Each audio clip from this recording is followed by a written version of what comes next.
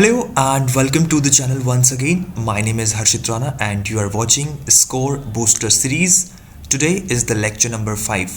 If you are preparing for HP Set, YSP UGET, AMRU CET, entrance exam, so this is the best and very fruitful series for you. Please इसको lecture number 1 से जब तक भी ये series continued है, please इसको consistently follow कीजिए. आपके एग्जाम्स में एक पॉजिटिव इफेक्ट इस सीरीज से ज़रूर दिखेगा, right? So let get start our today's lecture number 5 with a beautiful quote which says life is never easy. ज़िंदगी बिल्कुल भी आसान नहीं होती है, हर चीज़ के लिए आपको स्ट्रगल करना पड़ता है, ठीक है? And this is called the life, ठीक है? लाइफ इसी को बोलते हैं. आज की क्लास के जो टॉपिक्स रहेंगे वो प्रिज्म रहेगा, YDSC जिसको यंग्स डबल स्लिट एक्सपेरिमेंट बोलते हैं, वेव ऑप्टिक्स का एक बहुत हाईलाइटेड टॉपिक है जिसके ऊपर अक्सर सवाल पूछ लिए जाते हैं, साथ ही पीरियोडिक टेबल जिसकी कुछ प्रॉपर्टीज़ हम आज की क्लास में डिस्कस करेंगे. तो शुरू करते हैं. सबसे पहला सवाल आपकी कंप्यूटर स्क्रीन पर. The refractive index of the material of an equilateral prism is √3. एक प्रिज्म है भैया हमारे पास में, वो जो है वो एक इक्विलेटरल प्रिज्म है. इक्विलेटरल बोले तो उसके जो एंगल्स रहेंगे वो 60 डिग्री के रहेंगे, समझ रहे हो? और उसका जो रिफ्रैक्टिव इंडेक्स है given in the question that is √3. आपसे पूछा है कि उस प्रिज्म का मिनिमम डेविएशन क्या होगा. What should be the minimum deviation of that prism. So minimum deviation निकालने का एक फार्मूला है, उस फार्मूले को आप अपने दिमाग में रखेंगे. सबसे पहले आप देखें कि इक्विलेटरल प्रिज्म की बात हुई है, तो मतलब जो यहाँ पर एंगल है प्रिज्म के वो कितने हो जाएंगे, A = 60 डिग्री हो जाएंगे. क्लियर? सो ये सबसे पहली चीज़ क्वेश्चन से आपको ये इन्फॉर्मेशन पुट आउट करनी है और फॉर्मूला आपको यूज़ करना है. The formula is in front of you. The formula is in front of you for minimum deviation हमें निकालना है, बट उसके लिए हम ये वाला फॉर्मूला यूज़ करेंगे क्योंकि इस फॉर्मूले के अंदर actually this is A/2, right? A/2. So U is the refractive index. तो ये एक फॉर्मूला आपको याद रखना है. Refractive index is equals to sine A plus delta minimum. ये जो डेल्टा मिनिमम है ना, ये जो डेल्टा मिनिमम ऐसे करके लिखा है, ये ही है जो हमें निकालना है. ये ही है एंगल ऑफ मिनिमम डेविएशन, ये ही हमें फाइंड करना है. ये जो डेल्टा मिनिमम है ये ही हमें फाइंड करना है, ठीक है? इस पूरे क्वेश्चन को सॉल्व करने के लिए हमें U रिफ्रैक्टिव इंडेक्स का जो ये गंदा सा फॉर्मूला है इसको हमें यूज़ करना है. यहाँ पे अब आप देखो कि साइन A 60 डिग्री है because the prism is equilateral prism. So A आपके पास 60 डिग्री हो जाएगा. डेल्टा मिनिमम हमें निकालना है, होल डिवाइडेड बाय 2, ठीक है? होल नंबर डिवाइडेड बाय 2, उसको पूरे से हमें 2 से डिवाइड भी करना है. फिर नीचे साइन A/2, तो साइन A फिर से 60 डिग्री है बाय 2, ठीक है? ये फॉर्मूले में हमने सारी वैल्यूज़ जो है पुट कर दी हैं. सो इस फॉर्मूले में हमने सारी वैल्यूज़ पुट कर दी. रिफ्रैक्टिव इंडेक्स को पुट कर दिया, साइन जो A है वो पुट कर दिया दोनों जगह पे, ठीक है?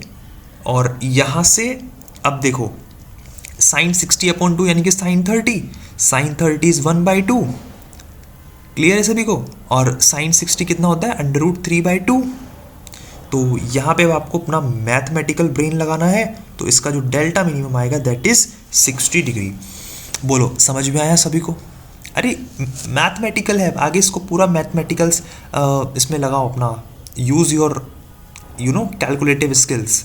फिज़िक्स सिर्फ इतना ही था, फिज़िक्स सिर्फ फॉर्मूले तक ही था कि आपको ये फॉर्मूला बताना, ठीक है? और this is score booster series. तो अभी हम यहाँ पे इतना ज़्यादा इसको डिटेल में नहीं करेंगे कि फॉर्मूला कैसे डिराइव हुआ, ठीक है? जस्ट अब आपको क्या करना है, it's actually revision based series. So आपको इंपॉर्टेंट चीज़ें सिर्फ कैप्चर करनी है. ये फॉर्मूला आपको कैप्चर करना है. फॉर्मूला बहुत ईजी है.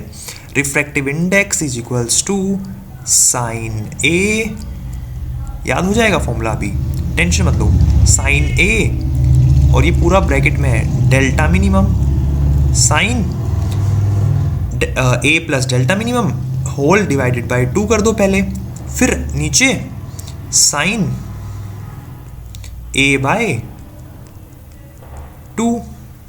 ठीक है, तो सारी इस पूरे मैथमेटिकल ऑपरेशन को करो और एक एक बाय स्टेप करते रहो तो हो जाएगा यार, बहुत इजी है। ठीक है, कोई भी स्टेप में आप को कुछ भी समझ नहीं आता तो you can directly contact with me. मैंने अपने ओपन कॉन्टेक्ट्स आपको दे रखे हैं। ठीक है, आप कभी भी मुझ तक पहुंच सकते हैं। मुझ तक पहुंचना आपके लिए बहुत इजी है, राइट, थ्रू डिजिटली, नॉट ऐसे नहीं कि आप सीधा अभी बस पकड़ के और ट्रेन से आ जाएं मुझसे मिलने, वर्चुअली बहुत इजी है आप लोगों के लिए। And this is a very important question from Young's double slit experiment. इसमें भी आपको फॉर्मूला याद करना है। अब आपका ना देखो धीरे धीरे क्या आएगी, स्टार्टिंग में हमने बहुत इजी से कॉन्सेप्ट्स किए लेक्चर 1 में, लेक्चर 2 में। अब धीरे धीरे वो मोमेंटम बिल्ड हो रहा है, राइट, कॉम्प्लेक्सिटी बढ़ रही है। अब फिजिक्स में फॉर्मूला जो होते हैं ना वो अब अपना पावर दिखा रहे हैं। इस क्वेश्चन में भी सीधा सा एक फॉर्मूला लगेगा और क्वेश्चन आपका सॉल्व हो जाएगा। हालांकि मैं आपको पूरा साइंस समझाऊंगा इसको, डोंट वेरी, बट सबसे पहले इसको क्वेश्चन को रीड करते हैं। In double slit experiment the separation of slits is double. So Young's double slit experiment में क्या हुआ कि जो स्लिट्स होती हैं उनका हमने क्या कर दिया, उनके बीच में जो सेपरेशन था उसको डबल कर दिया। अभी मैं आपको समझाऊंगा स्लिट्स कैसे होती हैं, कैसे डबल किया। Just read the question now. And distance between the slits and the screen, और स्लिट्स और स्क्रीन के बीच का जो डिस्टेंस था उसको आधा कर दिया। ठीक है, डबल किया स्लिट्स के बीच का डिफरेंस और आधा कर दिया स्लिट और स्क्रीन के बीच का डिस्टेंस। ठीक है, how will it affect the fringe width, जो फ्रिंज की जो विड्थ होती है उस पर क्या फ़र्क पड़ेगा। ठीक है, देखो सबसे पहले मैं इसको फॉर्मूले से आपको सिखाता हूँ, फिर मैं इसको डायग्राम से आपको समझाऊंगा। तो फॉर्मूला सीधा सा है, फ्रिंज विड्थ निकालने का फॉर्मूला होता है ये बीटा जो मैंने लिखा है ना, इसको फ्रिंज विड्थ बोलते हैं। ये बीटा टाइप करके जो लिखा है अभी, दिस इज फ्रिंज विड्थ। सो इसको फॉर्मूला निकालने का है lambda capital D upon small D, capital D upon small D.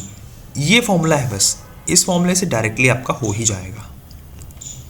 अब इसमें बस ये आपको याद रखना है, ये जो स्मॉल डी है ना, ये जो स्मॉल डी है ये डिस्टेंस है स्लिट का एंड स्क्रीन के बीच का, स्लिट और स्क्रीन के बीच का। ठीक है, स्लिट और स्क्रीन के बीच का। और ये जो कैपिटल डी है ये डिस्टेंस है दोनों स्लिट्स के बीच में। अब स्लिट्स कैसे लगी हुई हैं वो मैं आपको भी समझा देता हूँ। ठीक है, ये आपको याद रखना है। हालांकि सवाल अब हो गया सॉल्व। आंसर देखो क्या आ रहा है, beta is equals to lambda D. अभी जो दो स्लिट्स के बीच में था उसको हमने डबल कर दिया तो 2 टाइम्स ऑफ द डी, और ये जो स्लिट्स और स्क्रीन के बीच का था इसको हमने आधा कर दिया तो ये हमने d/2 कर दिया।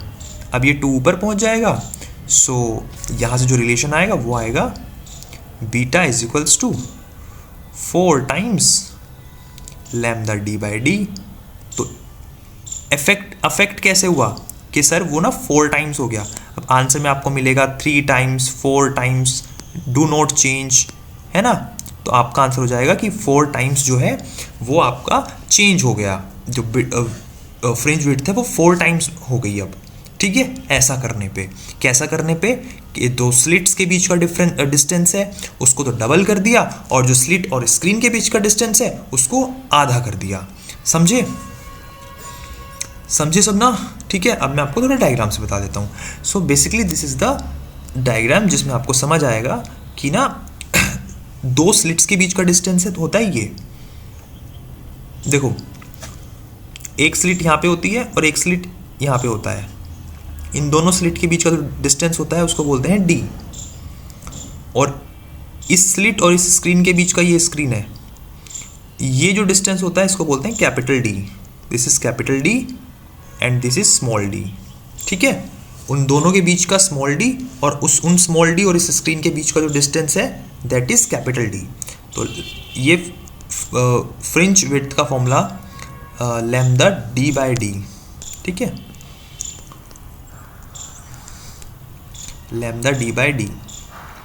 और भी फॉर्मूले हैं यंग्स डबल स्लिट एक्सपेरिमेंट के, बट जैसे जैसे हम आगे बढ़ेंगे तो उनको रिफ्रेश करते रहेंगे और उसमें ऐड ऑन करते रहेंगे। तो आज आपका सबसे पहला फॉर्मूला आपको ये याद करना था कि जो स्लिट्स होती हैं उनका डिस्टेंस कैसा होता है, क्या मतलब बहुत कन्फ्यूज़न होती है इसमें कि कैपिटल डी क्या है, स्मॉल डी क्या है। तो अब आपके सामने है स्क्रीन और स्लिट्स के बीच का कैपिटल डी और दोनों स्लिट्स के बीच का स्मॉल डी। उनको जैसे जैसे चेंज करेंगे तो जो विड्थ है, फ्रिंज की जो विड्थ है वो अफेक्ट होगी, ठीक है। सो इतना ही चर्चा हमें आज करना था यंग्स डबल स्लिट एक्सपेरिमेंट। ऐसा नहीं है कि यंग्स डबल स्लिट एक्सपेरिमेंट बस इतना ही है, ख़त्म हो गया, नहीं। आगे जब क्लासेस होंगी रेगुलर, इसलिए तो बोल रहा हूँ आपको रेगुलर रहना है, ठीक है।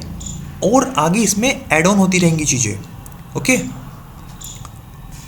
अब यंग्स डबल स्लिट एक्सपेरिमेंट पर एक अच्छा सवाल है कि जो रेशो है maximum to minimum intensities, the ratio of maximum to minimum intensities of a fringe system is 4:1। जो इंटेंसिटीज है उनका जो रेशो है वो 4:1 है। Maximum intensity upon minimum intensity is 4:1, यानी कि 4/1। अब आपको क्या करना है, एम्पलीट्यूड निकालना है। आपको इंटेंसिटी दे रखी है और आपको एम्पलीट्यूड निकालना है। क्वेश्चन समझ में आया ना सभी को? इंटेंसिटी का रेशो दे रखा है और आपको एम्पलीट्यूड का रेशो बताना है। Are you ready to do this question? ठीक है, are you ready to do this question of coherent sources are in the ratio? ठीक है, क्लियर है सभी को? चलो इस क्वेश्चन को अब सॉल्व करते हैं। ठीक है, सो अब इनका रेशो हम ले लेते हैं, जैसे I max upon I minimum. क्या लिख रहा हूं मैं, जस्ट अ मिनट, मेरा राइटिंग थोड़ा अच्छा हो जाए तो ठीक रहेगा। I am taking the ratio I max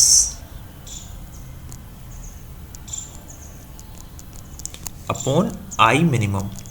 तो जो I max upon I minimum होता है ना, देखो उनका रेशो आता कैसे है। कोई भी दो हमारे पास में वेव्स होती हैं, अगर वो आपस में ऐड ऑन होती हैं तो इंटेंसिटी मैक्सिमम हो जाती है। वो दोनों आपस में अगर डिस्ट्रक्टिव होती हैं तो इंटेंसिटी मिनिमम हो जाती है। सो a प्लस बी का स्क्वायर a माइनस बी का square. So a plus B का स्क्वायर होता है हमारे पास में आई मैक्स और a माइनस बी का स्क्वायर हमारे पास में होता है I minimum. So a and b क्या है? a and b are the amplitudes of the wave. a and b क्या है? एम्पलीट्यूड्स हैं, और a और b को ही हमें फाइंड आउट एक तरीके से इसमें करना है, तो हम a अपॉन b उसका रेशियो बता सकते हैं। तो ये जो रेशियो हमें गिवन है वो कितना गिवन है? 4:1। और मैं कहूँ तो 4 ही गिवन है, क्योंकि अपॉन में 1 है तो इट डजेंट मेक सेंस, 4 है। अब इनको हमें यहाँ से a और b का वैल्यू निकालना है। अब देखो ऊपर वाला का भी स्क्वायर है, a plus B square a minus B square, तो पूरे का एक स्क्वायर है। तो ये मैं कुछ ऐसे लिख सकता हूँ, a plus B upon a minus B is equals to 4 के ऊपर जब इधर से स्क्वायर जाता है तो उसके ऊपर रूट आ जाता है 4 के ऊपर, तो 4 रूट ऐसे हो जाएगा, तो ये 2 होता है ना, तो ये हो जाएगा 2। ठीक है, a plus B upon a minus B is equals to 2। अब इसको यार सॉल्व कर लो यार आप, है ना। अब इसको सॉल्व कर लो, ठीक है, तो ये हो जाएगा a plus B is equals to 2 times a minus B. ठीक है, अब फिर इसको सॉल्व कर लो आगे, a plus B is equals to 2a minus 2b। वही सिंपल आपका अलजेब्रिक मैथ यहाँ पे यूज़ हो रही है। सो जितने भी a वाले हैं उनको एक साइड में ले आओ, ठीक है, तो ये हो जाएगा 3b, जब ये माइनस का 2b उधर आएगा तो 3b is equals to a। ठीक है, सो अब इससे क्या होगा, अब यहाँ से आप देख लो, यहाँ से a अपॉन b का जो रेशियो आएगा दैट इज, अब आंसर तो आपको दिख ही गया ना। अब यहाँ से रेशियो निकाल लोगे ना आप, तो a अपॉन b का रेशियो आएगा 3:1। तो इसका जो करेक्ट आंसर होगा दैट आंसर इज 3:1 जो है वो इसका करेक्ट आंसर है। ठीक है, ए एंड बी जो है वो एम्पलीट्यूड्स हैं और हमें उन्हीं का रेशो यहाँ पर बताना था। इस क्वेश्चन के अंदर इंटेंसिटी दे रखी थी और हमें एम्पलीट्यूड का रेशो बताना होता है। क्वेश्चन ऐसे भी आ सकता है कि आपको एम्पलीट्यूड का रेशो दे देंगे तो आपको आई मैक्स और आई मिनिमम का रेशो बताना रहेगा, उल्टा भी हो सकता है। ठीक है, इज इट क्लियर? सभी को क्लियर है ना? ओके कूल, चलिए आगे चलते हैं। Now comes to the chemistry. So chemistry में आपको एटॉमिक साइज का जो ऑर्डर है उसको लगाना है। CN+, carbon, nitrogen, phosphorus and sulphur. ठीक है, तो एटॉमिक साइज जब आप टॉप टू बॉटम जाते हो, मतलब पीरियोडिक टेबल में ऊपर से नीचे की तरफ जाते हो, तो एटॉमिक साइज जो है वो इंक्रीज होता है। लेफ्ट टू राइट जब जाते हो तो एटॉमिक साइज जो है वो डिक्रीज होता है। तो इनको ना पीरियोडिक टेबल के अकॉर्डिंग इन एटम्स को प्लेस कर लेते हैं। तो कार्बन इधर हो जाता है, फिर नाइट्रोजन आता है, नाइट्रोजन के नीचे फॉस्फोरस आता है और फॉस्फोरस के आगे फिर सल्फर आता है। ठीक है, ये ऐसे पीरियोडिक टेबल होता है ना। तो ये इस तरीके से चारों एलिमेंट्स अरेंज्ड होते हैं। देखो जब इधर से इधर जाते हैं तो साइज जो है वो कम होगा। ठीक है, सो बट ऑब्वियस सी बात है कि जब आप इधर से इधर जाते हो ना तो साइज रिड्यूस होता है। ठीक है, कम होता है जब आप लेफ्ट टू राइट जाते हो पीरियोडिक टेबल में, एंड जब आप टॉप टू बॉटम जाते हो तो साइज जो है वो इंक्रीज होता है। तो देखो एन और पी में अगर हम कंपेयर करें तो पी का साइज ज़्यादा होगा। ठीक है, तो पी का साइज ज़्यादा होगा एन से। हाँ, एन से तो पी का साइज सभी में ज़्यादा है। पी और अगर एस में कंपेयर करें तो पी का साइज ज़्यादा होगा। ठीक है, पी का साइज ज़्यादा होगा, एस का ज़्यादा नहीं होगा। ठीक है, एस का ज़्यादा नहीं होगा, तो ऑप्शन नंबर बी नहीं हो सकता और ऑप्शन नंबर डी भी नहीं हो सकता। ठीक है, क्योंकि पी का ज़्यादा होगा कंपेयर टू द एस, और सी और अगर एन में कंपेयर करें तो नाइट्रोजन का कम होगा। तो option number A is our correct answer. So option number A is correct. ठीक है, जब हम इधर से इधर जाते हैं तो साइज जो होता है वो रिड्यूस होता है, और जब हम टॉप टू बॉटम जाते हैं तो साइज इंक्रीज होता है, इंक्रीज होता है। ठीक है, एरो से आप समझ लेना, थोड़ा दिमाग लगाना, हो सकता है कुछ मिस्टेक हो। आई डोंट थिंक इसमें कुछ मिस्टेक है।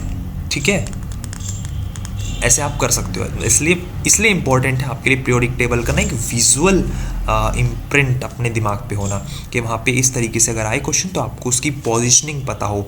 ज़्यादा याद नहीं करना एक एक एलिमेंट को, बट जो इम्पॉर्टेंट है, जैसे कार्बन एक इम्पॉर्टेंट है, नाइट्रोजन इम्पॉर्टेंट है, फॉस्फोरस, सल्फर, ये सब ना याद होने चाहिए। टॉप टू बॉटम तो सभी को याद होते हैं, कुछ कुछ याद ही होते हैं। ठीक है, ट्राई करना कि एक बार ना रिवाइज कर लो प्रॉपर तरीके से पीरियोडिक टेबल को। ठीक है, चलिए जी, अगला सवाल हमारे पास फिर से कि हमें साइज बताना है स्पीसीज का। देखो एनायन जो होता है ना, मैंने आपको लास्ट क्लास में बताया था कि जो एनायन होता है ना वो कैसे बनता है। जब एनायन क्या करता है, एक इलेक्ट्रॉन को गेन करता है तो उसके ऊपर नेगेटिव चार्ज आ जाता है, समझे। और जो कैटायन होता है, कैटायन बनता है जब वो अपना एक इलेक्ट्रॉन डोनेट कर देता है, या देखो नेगेटिव साइन आता है जब इलेक्ट्रॉन जो है वो एब्जॉर्ब किया जाए। ठीक है, ऐड ऑन किया जाए खुद में। तो जितना ज़्यादा नेगेटिव चार्ज मतलब उसने उतने ज़्यादा इलेक्ट्रॉन्स को लिया हुआ है। कैटाइन मतलब पॉजिटिव चार्ज, तो जितना ज़्यादा पॉजिटिव चार्ज मतलब उसने उतने ज़्यादा इलेक्ट्रॉन्स को लूज़ किया हुआ है। ठीक है, तो ज़्यादा इलेक्ट्रॉन्स लिए हैं तो उसका जो साइज है वो तो इंक्रीज़ हो जाएगा ना। तो इसीलिए एनायन का जो साइज़ होता है वो ज़्यादा होता है, एनायंस का जो साइज़ होता है वो ज़्यादा होता है। ठीक है, फिर आपका नॉर्मल और कैटायन का साइज जो है वो कम होता है क्योंकि वो अपना इलेक्ट्रॉन जो है वो लूज़ कर चुका है। ठीक है, सो option number D is the correct answer.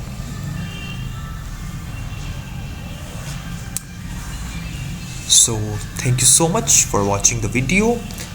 अगर आपको अच्छा लगा है तो प्लीज़ सब्सक्राइब कीजिए और कमेंट कीजिए, अपने फीडबैक्स दीजिए, और मिलते हैं जल्दी आपसे एक नए लेक्चर में कल रात 8 बजे। अगर आप जुड़ते हैं तो यार आप लाइव चैट भी कर सकते हो, पर्सनल कोई डाउट हो तो तुरंत सॉल्व आपका हो जाएगा।